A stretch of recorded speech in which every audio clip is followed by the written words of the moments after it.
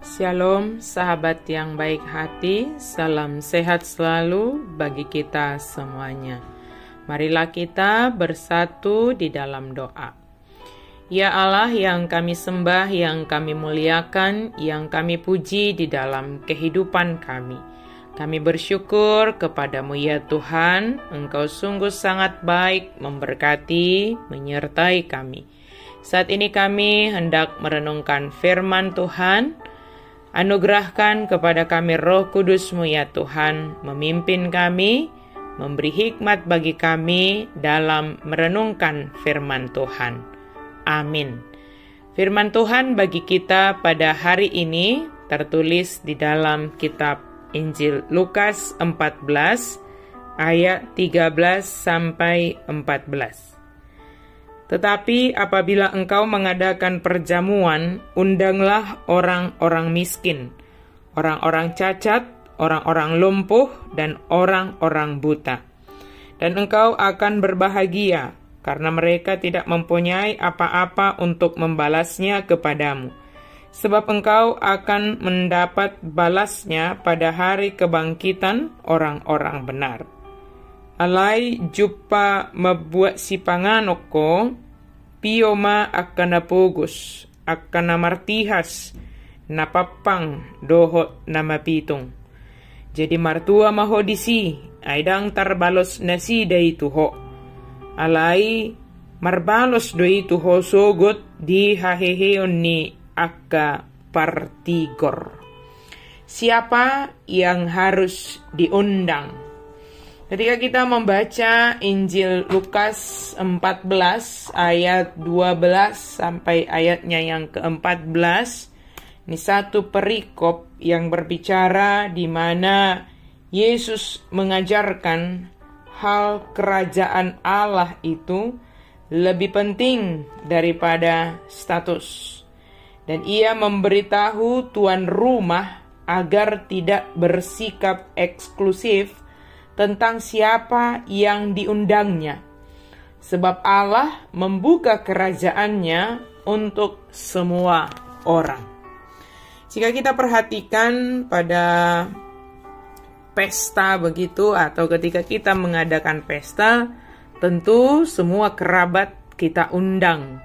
Baik itu ya mungkin kita kategorikan sebagai orang kaya, maupun kita kategorikan dari segi ekonomi mungkin kurang, tetapi kita mengundang mereka semuanya. Tapi tidak sedikit orang ketika mengadakan perjamuan, yang diundang ke dalam perjamuan itu adalah orang-orang yang sama seperti dia, yang sanggup membalas apa yang telah dia lakukan. Tetapi hari ini dari firman Tuhan, kita bisa merenungkan, kalau kita mendapat berkat dan kita digerakkan Tuhan untuk mengadakan perjamuan, undanglah orang-orang yang tidak sanggup membalaskannya kepadamu. Dikatakan di sini adalah orang-orang miskin, orang-orang cacat, orang-orang lumpuh, dan orang-orang buta. Di sana dituntut keikhlasan dalam mengundang mereka. Di sana dituntut ketulusan dalam mengulurkan tangan kepada mereka. Sebab tanpa keikhlasan, tanpa ketulusan, hal itu tidak akan mungkin terjadi. Ketika kita sanggup memberi kepada orang-orang yang tidak sanggup membalaskan kepada kita, ingatlah firman Tuhan katakan, pada saatnya nanti kita akan mendapatkannya. Mendapatkan dari siapa? Tentu dari Tuhan yang telah memberi berkat kepada kita.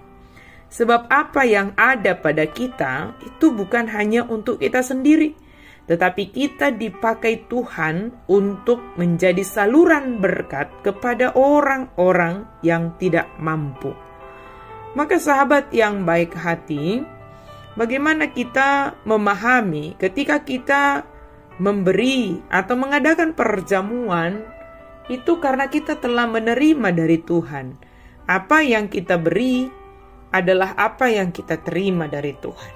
Dan ketika kita memberi kepada orang yang membutuhkan, dan beliau dan mereka tidak sanggup membalasnya kepada kita, berikanlah dengan ikhlas, jamulah orang-orang yang tidak sanggup membalas jamuanmu itu.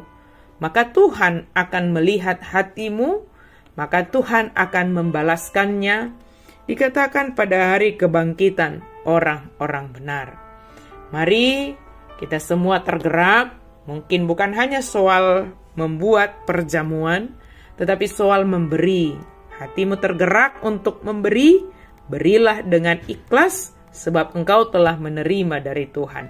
Berilah tanpa mengharapkan balasan, sebab segala yang kita lakukan adalah dalam rangka hubungan kita dengan Tuhan. Amin, mari kita berdoa. Terima kasih Tuhan untuk firman-Mu. Terima kasih untuk setiap berkat yang Engkau anugerahkan bagi kami.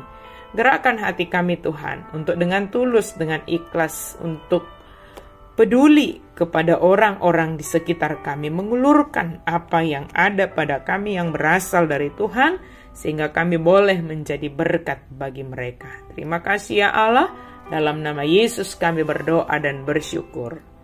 Amin.